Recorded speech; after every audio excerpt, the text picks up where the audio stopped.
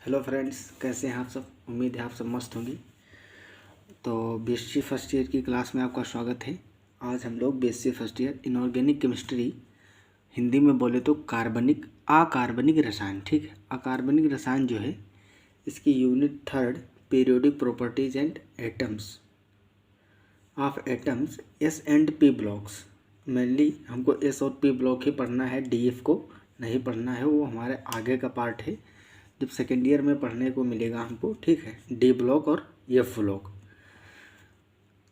तो इसके जो मेन कोर कंसेप्ट थे मैंने 2 लेक्चर में अपलोड कर दिए हैं। आप लोग नहीं देखे हैं तो प्लेलिस्ट में जाके मिल जाएंगे, वीडियो आप देख सकते हैं।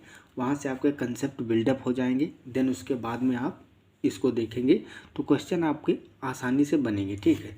या जिन बच्चों ने उसको देखा होगा उनके क्वेश्चन आराम से बनेंगे। तो हम स्टार्ट करते हैं।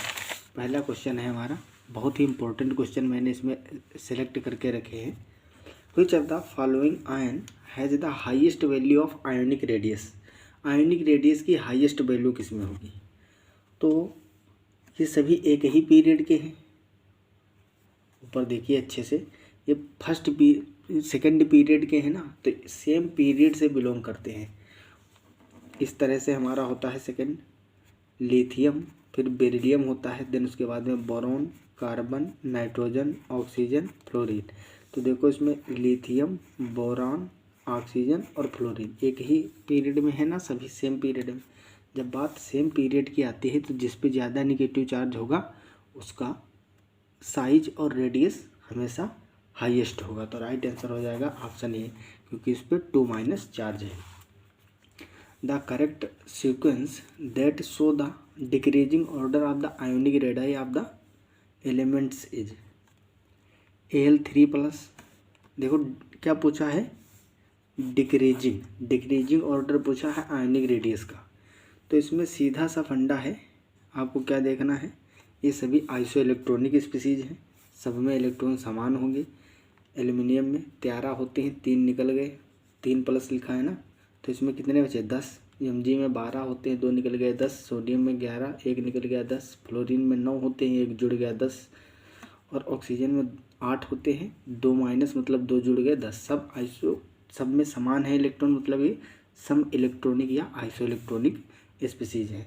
तो जब आइसो इलेक्ट्रॉनिक होंगी तो उसमें भी क्या देखा जाएगा, जिसका चार्ज मैक्सिमम होगा निगेटिव वाला, वो उसका जो है सबसे ज़्यादा क्या होगा, रेडियस होगा। तो ऑप्शन डी अगर हम देखते हैं तो ऊपर 2- है, फिर 1- फिर 1+, फिर 2+। देखो निगेटिव से पॉजिटिव की ओर बढ़ रहा है, तो ये राइट आंसर हो जाएगा हमारा। The increasing order of the ionic radii of the given iso electronic species. तो इसमें भी क्या होगा, इसमें भी वही रूल लगेगा। इसमें क्या पूछा है, इंक्रीजिंग ऑर्डर। तो इंक्रीजिंग ऑर्डर देखिए, सबसे ज़्यादा माइनस चार्ज वाला, लेकिन इसके बाद में क्या आ रहा है, देखो प्लस लास्ट में आ गया, तो ये गलत हो गया। सबसे ज़्यादा माइनस चार्ज, फिर उससे कम माइनस चार्ज, फिर +1, फिर +2, ठीक है। तो ये बढ़ता ऑर्डर है, इंक्रीजिंग ऑर्डर है। Option C is correct. The following arrangements represents the increasing order smallest to largest की ओर of ionic radii of the given species O2-, S2-, N3- और P3-। अब इसमें बात आके फंस जाती है। इनको देखें पीरियोडिक टेबल में तो किस तरह से सिचुएटेड है।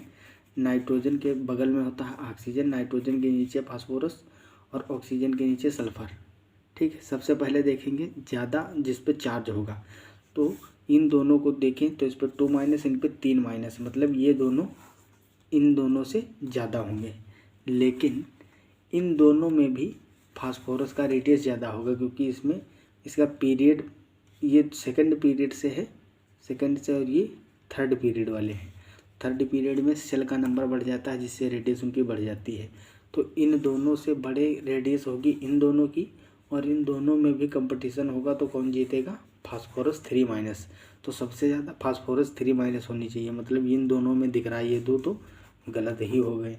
अब इसमें भी देखो, इसके बाद में कौन आना चाहिए, इसके बाद में आना चाहिए जो थर्ड पीरियड है, थर्ड पीरियड वाले दोनों बड़े होंगे क्योंकि इनमें सेल का नंबर बढ़ जाता है। तो ऑब्वियसली फास्फोरस के बाद में क्या आएगा, सल्फर आएगा। फिर उसके बाद में बात आती है इन दोनों में, तो ये दोनों एक ही सेम पीरियड में हैं, तो इसमें क्या देखेंगे, पीरियड तो सेम है, तो इसमें चार्ज देखेंगे, चार्ज नाइट्रोजन का ज़्यादा है, ठीक है ये, तो इसलिए नाइट्रोजन आएगा। फिर उसके बाद में ऑक्सीजन, तो ऑप्शन बी इसका करेक्ट हो जाएगा।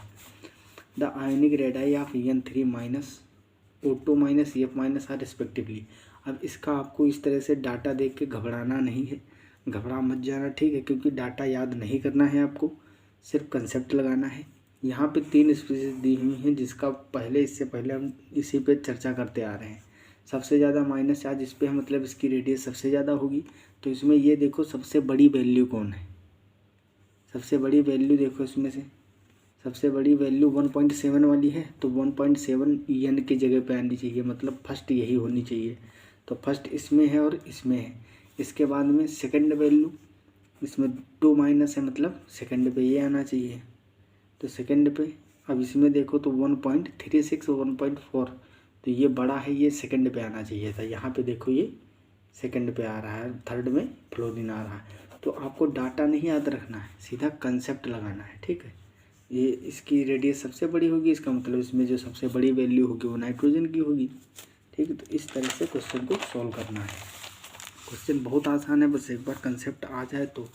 The correct order of radii is, जो त्रिज्या होती है रेडियस, उसका सही क्रम क्या होगा, ऑर्डर पूछा है। यहाँ पे देखिए, जनरली जब हम लेफ़्ट से राइट में जाते हैं तो साइज बढ़ता है या घटता है, क्या होता है, इससे पहले लेक्चर किए होगे तो पता होगा, मैंने कई बार बताया है। जब लेफ़्ट से राइट जाएंगे साइज घटेगा, और टॉप टू बॉटम मतलब ऊपर से नीचे जाएंगे तो साइज बढ़ता है। देखो लेफ़्ट से राइट जाओगे तो घटेगा, लेकिन यहाँ देखो सोडियम बेरिलियम, बेरिलियम के बाद बोरान दिखा रहा है, तो बेरिलियम के बाद बोरान है, मतलब लेफ़्ट से राइट जा रहे हो तो क्या होगा, घटना चाहिए, लेकिन बढ़ा दिखा दिया, तो ये तो ऑर्डर गलत है। यहाँ पे देखो सोडियम के बाद पोटेशियम को दिखा रहा है, भाई इस तरह से होता है, हे ली ना के, तो यहाँ लिथियम है, यहाँ पोटेशियम है। पोटेशियम जब नीचे जाओगे तो साइज बढ़ेगा ना, तो पोटेशियम का ज़्यादा होगा, ये बात सही है, लेकिन सोडियम का कैसे कम हो गया लिथियम से, ये तो ज़्यादा ही होगा। इसका ऑर्डर होना चाहिए था, पहले लिथियम फिर सोडियम फिर उसके बाद में पोटेशियम, सबसे बड़ा पोटेशियम, सोडियम फिर लिथियम, लेकिन ये भी गलत हो गया। अब इसमें देखते हैं, तो करेक्ट ऑर्डर आपको यही मिलेगा, सबसे ज़्यादा नाइट्रोजन का, फिर ऑक्सीजन, फिर उसके बाद में fluorine. Atomic radius of fluorine and neon are respectively. Atomic radius पूछा है, फ्लोरीन फिर उसके बाद में लास्ट में आता है नियोन, ठीक है, इस तरह से सिचुएटेड होते हैं। अब फ्लोरीन और नियोन में पूछा, इसमें क्या करोगे, एटॉमिक रेडियस देखो, जो नियोन होता है किसी से रिएक्शन नहीं करते हैं, अक्री गैसें होती हैं, नोबल गैसें इनको बोला जाता है, इनर्ट गैसें, ठीक है। तो इनका जब किसी से बंधे नहीं होते हैं तो कॉन्ट्रैक्शन नहीं होता है इनके सेल्स में, और इनका जो है आकार बड़ा होता है, तो रेडियस इनकी बड़ी होती है हमेशा। तो बड़ी वैल्यू जो होगी वो होगी नियोन की, और इसके कंपैरिजन में फ्लोरीन छोटा होता है, तो इसका राइट आंसर हो जाएगा, फ्लोरीन का होगा 0.27 और नियोन का 1.6 होगा, ठीक है। Which of the following atoms has the highest first ionization energy? First ionization energy highest किस में होगी? फर्स्ट आयोनाइजेशन एनर्जी का मतलब होता है एक सिंगल इलेक्ट्रॉन को बाहर, जो बैलेंस सेल होती है उससे एक इलेक्ट्रॉन को बाहर निकालने के लिए जो एनर्जी रिक्वायर होती है उसको बोलते हैं हम आयोनाइजेशन एनर्जी। इस तरह से देखिए, ये एटम है कोई, बीच में न्यूक्लियस है और ये सेल्स हैं, सेल में एक इलेक्ट्रॉन है, इसको बाहर निकालना है सेल से, तो इसको निकालने के लिए जो एनर्जी रिक्वायर्ड होगी, जो एनर्जी रिक्वायर्ड होगी, ठीक है, उसको हम बोलते हैं आयोनाइजेशन एनर्जी। अब इसमें सबसे आसानी से किससे इलेक्ट्रॉन निकाला जा सकता है, देखो तो एक ही ग्रुप के ये हैं, इस तरह से होता है, सोडियम पोटेशियम हेलिना के रबड़ी से फ्रूट निकला, ठीक है, ऊपर हेलिना हुई होगा, ठीक है। तो इस तरह से देखो तो ये इतना पार्ट दिया हुआ है, इसमें एक ही ग्रुप से आते हैं, जैसे जैसे आगे देखोगे इसमें सेल बढ़ता जाएगा, पीरियड बढ़ रहा है तो सेल भी बढ़ेगा। ये फर्स्ट पीरियड, सेकंड में lithium, third, fourth, fifth, sixth, seventh, 7 ही पीरियड होते हैं ना हमारे, तो 7 पीरियड, जैसे जैसे पीरियड बढ़ेंगे तो उसमें सेल का नंबर बढ़ेगा। तो बात करें सोडियम की, सोडियम की बात करेंगे जब हम, तो उसमें कम होंगी। देखो यहाँ पे दिखा रहा हूँ, ये स्ट्रक्चर है, ये नहीं है सोडियम के, खैर ये तो हायर क्लासों के हैं। आपको भी ये पढ़ने को मिलेगा सेकंड सेमेस्टर में, निकोटिनामाइड वगैरह ये सब, ठीक है। Nicotinamide adenine dinucleotide, nicotinamide adenine dinucleotide, NAD को बोलते हैं ना, NADP वगैरह ऐसा। तो जनरली इस तरह से देखो, ये सोडियम के लिए हम बना रहे हैं। सोडियम में मान लो 2 सेल्स है, इसी तरह से पोटेशियम में जब ये सेल बढ़ जाएगी तो इसमें 3 सेल होंगी। फिर रुबिडियम की बात करेंगे तो उसमें और ज़्यादा बढ़ जाएंगी, ठीक है, 3 से भी ज़्यादा होंगी। तो देखो जो बैलेंस सेल लास्ट वाली सेल है, इसका इलेक्ट्रॉन बढ़ता जा रहा है, न्यूक्लियस से ज़्यादा दूरी बढ़ती जा रही है। तो जितना अट्रैक्शन यहाँ पे लग पाएगा न्यूक्लियस और इलेक्ट्रॉन के बीच, उतना उसके कंपैरिजन में इसमें कम लगेगा। तो जो सीजियम होगा उसमें और बड़ा साइज होगा, तो उसमें तो बहुत ही कम लगेगा अट्रैक्शन, तो वहाँ इलेक्ट्रॉन को निकालना बहुत आसान होगा, ठीक है। तो इसमें पूछा क्या है, highest first energy, first highest energy. तो आयोनाइजेशन की जो हाईएस्ट एनर्जी होगी वो किसकी होगी, सबसे ज़्यादा होगी सोडियम की, क्योंकि ये टाइटली बांधे रहेगा, इसका आकार छोटा है, तो इसमें ज़्यादा एनर्जी की ज़रूरत होगी। फिर है the electronic configuration with the highest ionization energy is, highest ionization energy वाला इसमें से चूज करना है, किसकी हाईएस्ट आयोनाइजेशन एनर्जी होगी। जो हाफ फील्ड और फुल फील्ड होते हैं कक्षक, ठीक है, उसमें ज़्यादा एनर्जी देने की ज़रूरत होती है इलेक्ट्रॉन निकालने के लिए। मान लो या तो इस टाइप का मिले या फुल टाइप का मिलेगा, ठीक है। फुल और हाफ में आयोनाइजेशन एनर्जी ज़्यादा देनी पड़ती है बाकियों के कंपैरिजन में, ठीक है। तो इसमें पूछा हाईएस्ट आयोनाइजेशन एनर्जी। अब देखो ये जो p ऑर्बिटल है, क्या है p ऑर्बिटल, p ऑर्बिटल में 3 ऑर्बिटल होते हैं p में। तो यहाँ 1 है, यहाँ 2 है, मतलब एक में 1 होगा, एक में 2 होंगे, तो ये तो ना हाफ है ना फुल है। बात करते हैं इन दोनों की, तो इसमें भी हाफ है और इसमें भी हाफ, मतलब 3 कक्षक हैं और 3 इलेक्ट्रॉन है, 3 p में भरे हैं तो 3 भरोगे हाफ हो जाएगा, इसमें भी हाफ हो जाएगा। तो अब इसमें कैसे चूज करें, समझ रहे हो ना। तो इसमें इस तरह से चूज करेंगे, आकार देखेंगे किसका छोटा और किसका बड़ा है। तो ये आर्गन के बाद आ रहा है, आर्गन का एटॉमिक नंबर 18 होता है, नियोन का 10 होता है, तो नियोन से ये बड़ा है आकार। तो आकार बड़ा होगा तो यहाँ से फिर वही बात, सेल बड़ी हो ज़्यादा होंगी, सेल ज़्यादा होंगे अट्रैक्शन कम होगा, और नियोन छोटा है मोलिक्यूल तो इसमें सेल कम होंगी, सेल कम होंगी तो अट्रैक्शन ज़्यादा होगा, मतलब हाईएस्ट एनर्जी देनी पड़ेगी। तो राइट आंसर सी हो जाएगा। कंसेप्ट जो बता रहा हूँ इसको ज़रूर सीख लीजिए, साथ साथ बहुत आगे आपको फ़ायदे मिलेंगे इसके हायर क्लास तक। The correct order of second ionisation potential of carbon, nitrogen and oxygen and fluorine. Second ionization potential पूछा है।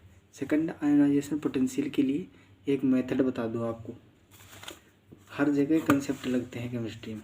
पूछा है कार्बन, नाइट्रोजन, ऑक्सीजन और फ्लोरीन के, अगर इनमें से एक इलेक्ट्रॉन निकाल दिया जाए, कम कर दिया जाए, तो कार्बन के जगह पे हम बोरान लिख सकते हैं। कार्बन में 6 इलेक्ट्रॉन है, बोरान में 5 होते हैं, तो एक इलेक्ट्रॉन निकाल दिए तो बोरान लिख सकते हैं। नाइट्रोजन से 1 निकाल दो तो कार्बन लिख सकते हैं।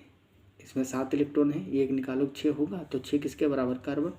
ऐसे ही ऑक्सीजन को नाइट्रोजन लिख सकते हैं, फ्लोरीन को क्या लिख सकते हैं, फ्लोरीन को हम लिख सकते हैं ऑक्सीजन।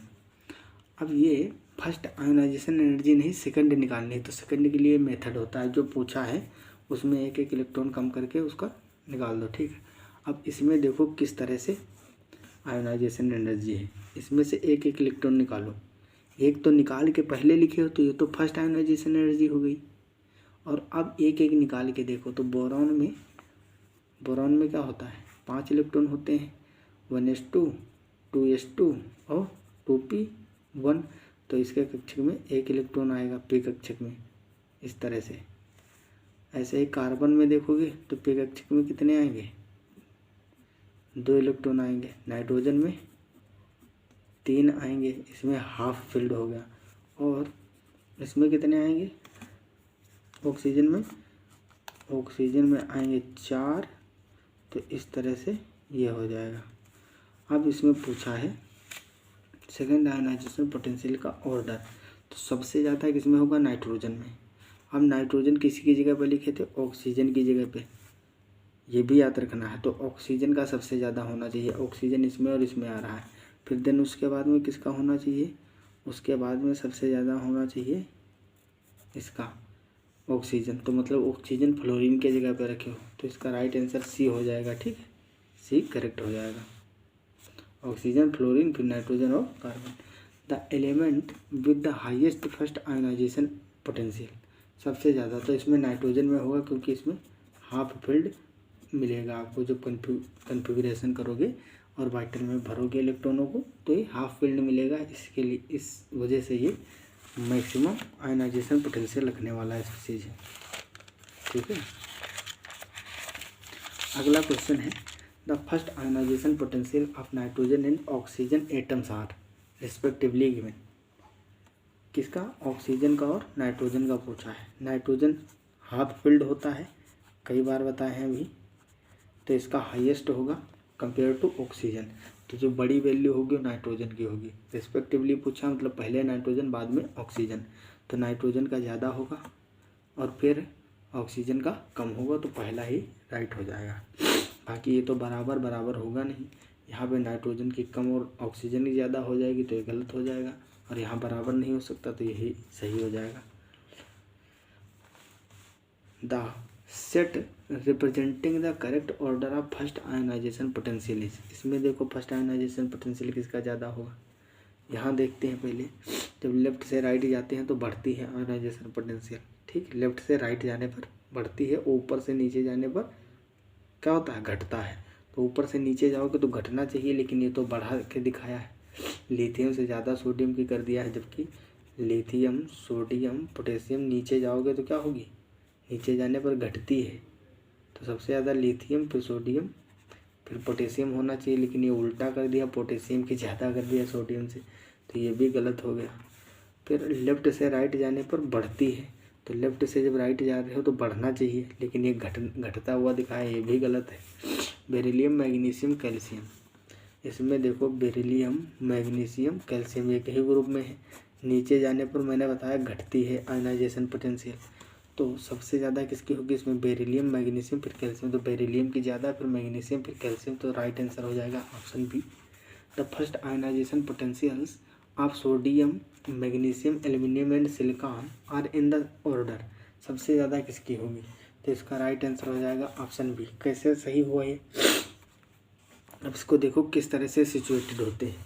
ये सोडियम है, सोडियम के सामने कौन होता है, मैग्नीशियम होता है, इसके बाद में एल्यूमिनियम आता है, और ये कार्बन के नीचे आता है। तो ये सेम पीरियड से बिलोंग करते हैं।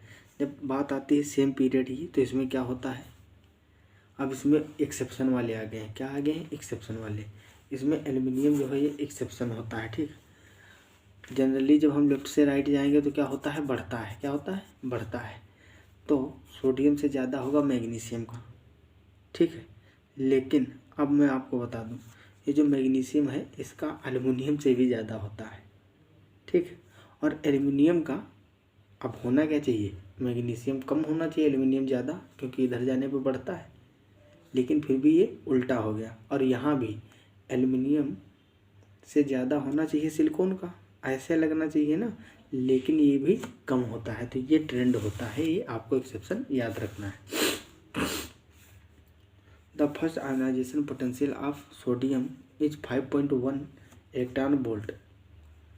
The value of electron gain enthalpy of Na plus will be. ये बहुत टफ लग रहा होगा आपको, और बहुत ही आसान क्वेश्चन है, आपको यहीं पे मैं बता दे रहा हूँ।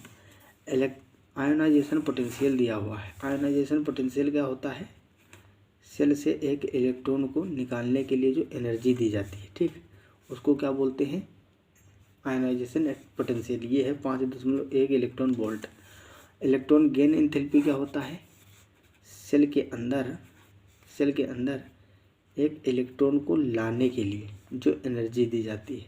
तो जो ये प्रोसेस हो रहा है, एक इलेक्ट्रॉन निकाला जा रहा है और इसमें एक डाला जा रहा है, तो जो ये एनर्जी है ये इसके उल्टा नहीं होगी, प्रोसेस उल्टा तो एनर्जी भी उल्टा होगी। आयोनाइजेशन पोटेंशियल का मतलब है बाह्य सेल से एक इलेक्ट्रॉन को निकालने के लिए रिक्वायर्ड ऊर्जा, एनर्जी। और इलेक्ट्रॉन गेन एंथैल्पी का मतलब है एक इलेक्ट्रॉन को अंदर डालने के लिए जो रिक्वायर्ड एनर्जी होती है, जो एनर्जी रिलीज हो या होती है। तो इसका मतलब ये जो है इसका प्रोसेस रिवर्स है, तो इसका वैल्यू भी उल्टा अपोजिट आनी चाहिए। तो ये पॉजिटिव है तो ये निगेटिव में -5.1 इलेक्ट्रॉन वोल्ट हो जाएगी। बहुत ही कंसेप्चुअल चीज़ें हैं, कंसेप्ट आते रहेंगे तो आराम से आप कर ले जाओगे। When the first electron gain enthalpy, ठीक है, इसको EG से दिखाते हैं, delta EG। E means electron और G माने gain, electron gain enthalpy. Enthalpy जानते हैं ये से डिनोट करते हैं आप। ऑक्सीजन इज -141 किलो जूल पर मोल, it's second electron gain enthalpy. Second gain electron gain enthalpy जो होती है वो ऑलवेज पॉजिटिव होती है, ठीक, इसको याद रखना है, आप पॉजिटिव वैल्यू मिलेगी, ठीक। अगला क्वेश्चन है the correct option with respect to the following electronegativity value of the element is. Electronegativity पूछा है, ठीक है। तो इलेक्ट्रोनिगेटिविटी का जनरल अगर देखा जाए ट्रेंड, तो लेफ्ट से जब राइट जाते हैं तो इलेक्ट्रोनिगेटिविटी बढ़ती है, और टॉप टू बॉटम जाते हैं, टॉप टू बॉटम, ये टॉप से जब बॉटम की तरफ जाते हैं तो क्या होता है, इलेक्ट्रोनिगेटिविटी जो होती है वो घटती है। ये दो ट्रेंड याद रखने, लेक्चर देखा होगा इससे पहले तो आपको पता भी होगा। तो इसमें क्या होता है, लेफ्ट से राइट जाते हैं, TE ये सही, ये कहाँ से आए हैं, ओस से TO, ये दोनों हैं। ऊपर से नीचे जाओगे घटेगी, मतलब सेलेनियम की ज़्यादा होनी चाहिए इससे, तो ये उल्टा दिया हुआ है, सेलेनियम की ज़्यादा होनी, नीचे जाओगे तो क्या होगा, घटेगी, मतलब TE की कम होगी SE से, SE ज़्यादा होगी TE से। तो यहाँ पे उल्टा दिखाया तो मतलब ये गलत हो गया पॉलिंग स्केल के अनुसार। बात करते हैं इसकी, ठीक है। तो नाइट्रोजन, ऑक्सीजन और ये फास्फोरस और सल्फर। तो फास्फोरस और सल्फर दो दिए गए हैं यहाँ पे। जब लेफ्ट से राइट जाएंगे, लेफ्ट से राइट जाने पर इलेक्ट्रोनिगेटिविटी बढ़ती है, मतलब सल्फर की ज़्यादा होनी चाहिए, यहाँ उल्टा कर दिया, गलत। सिलिकॉन और एल्युमिनियम, इसमें क्या हुआ, सिलिकॉन और एल्युमिनियम, ठीक। वो आयोनाइजेशन पोटेंशियल था, उसको मत कह देना कि सर वहाँ पे आप लिखे थे Al का ज़्यादा होता है SI से, ठीक है, यहाँ पे लिखे थे 1 और Mg का ज़्यादा होता है, इससे ये एक्सेप्शन था, लेकिन ये आयोनाइजेशन पोटेंशियल में था। बहुत कन्फ्यूजन होती, मुझे पता है इसमें बच्चों को। तो इसमें देखो ये इलेक्ट्रोनिगेटिविटी है, इसमें कोई एक्सेप्शन ज़्यादा नहीं है, ये नॉर्मल ट्रेंड ही काफ़ी है, याद रख लो, ठीक है। तो इसमें क्या होगा, सिलिकॉन और एल्युमिनियम है, तो एल्युमिनियम लेफ्ट साइड होता है, सिलिकॉन राइट साइड होता है, क्योंकि ये बोरॉन फैमिली में आता है, कार्बन फैमिली में आता है। अगर आपको याद, देखो ब्रेन में एकदम छपी होनी चाहिए पीरियोडिक टेबल, तभी आप केमिस्ट्री के क्वेश्चन जल्दी कर पाएंगे। अगर आप किसी कंपटीशन में बैठेंगे तो आपको 30-30 सेकंड मिलते हैं केवल क्वेश्चन को सॉल्व करने में, मैक्सिमम 40 सेकंड 50 सेकंड या 1 मिनट से ऊपर नहीं मिलता है। तो बहुत जल्दी स्पीड में करने रहते हैं, इसलिए सारी चीज़ें मेमोरी बेस जो है उनको याद रखना पड़ता है। तो यहाँ पे जनरेट क्या होता है, जब इधर से इधर जाते हैं तो बढ़ जाता है, ठीक है। तो सिलिकॉन का ज़्यादा होना चाहिए, यहाँ एल्युमिनियम का कर दिया ज़्यादा, ये भी गलत है, ये राइट आंसर है, ठीक है। गैलियम और जर्मेनियम, देखो बैंगन, आलू, गाजर इन थैला, ठीक है। और जर्मेनियम किस में आएगा, आपको पता ही होगा, जर्मेनियम इधर मिलेगा। कहे शिव जी सुनो प्रभु, कहें शिव जी सुनो प्रभु। तो यहाँ पे देखो ये लेफ्ट से राइट जाओगे तो इलेक्ट्रोनिगेटिविटी बढ़ेगी, मतलब Ge की ज़्यादा होगी, गैलियम से जर्मेनियम की ज़्यादा होती है। तो राइट आंसर हो जाएगा option D. The electronegativity of the following elements increases in the order. किस तरह से इंक्रीज करेगी? The electronegativity of the following elements increases in the order. किस तरह से इंक्रीज करेगी इलेक्ट्रोनेगेटिविटी? देखो मैंने बताया था लेफ्ट से राइट जाओगे तो बढ़ेगी और ऊपर से नीचे जाओगे घटेगी। लेफ्ट से राइट बढ़ेगी और ऊपर से नीचे जाओगे तो घटेगी इलेक्ट्रोनेगेटिविटी। ये बार बार प्रैक्टिस करोगे आपको भी चीज़ें याद हो जाएंगी, ठीक है। अब यहाँ देखो 4 एटम लिया हुआ है, वही तो सब जगह हैं। कार्बन है, नाइट्रोजन है, फास्फोरस है और सिलिकॉन है, यही 4 है ना। अब इसमें देखो अच्छे से, नीचे जाने पे घटती है मतलब इन दोनों की कम होगी, किससे? इससे। ये तो पक्का हो गया। ऊपर वालों की ज़्यादा, नीचे वालों की कम। अब ऊपर वालों में भी किसकी ज़्यादा? क्योंकि इधर से इधर जाओगे तो बढ़ती है, तो मतलब नाइट्रोजन की ज़्यादा, तो पहले नाइट्रोजन आएगा फिर कार्बन आएगा। इसके बाद में अब नीचे वाले आएंगे, नीचे वाले में भी इधर से इधर जाओगे फास्फोरस की ज़्यादा, तो किसकी आनी चाहिए? फास्फोरस। उसके बाद में सिलिकॉन। तो ये ऑर्डर होना चाहिए nitrogen, carbon, phosphorus, silicon. Nitrogen फिर कार्बन आना चाहिए नाइट्रोजन के बाद में, नाइट्रोजन एंड देन देख लीजिए, पहले नाइट्रोजन आएगा फिर उसके बाद में क्या आएगा? कार्बन आएगा, फिर फास्फोरस आएगा, फिर उसके बाद में सिलिकॉन आएगा। पूछा क्या है? इंक्रीजिंग ऑर्डर, मतलब बढ़ता हुआ क्रम, बढ़ता क्रम पूछा है ना। हाँ तो ये देख लीजिए, इसका उल्टा कर दीजिए। सबसे ज़्यादा नाइट्रोजन का बढ़ता पूछा है ना, ये नाइट्रोजन फिर कार्बन, फास्फोरस, सिलिकॉन रखा ना। सबसे कम सिलिकॉन का होगा, यहाँ देखो सबसे कम, फिर फास्फोरस, फिर कार्बन, फिर सबसे ज़्यादा नाइट्रोजन।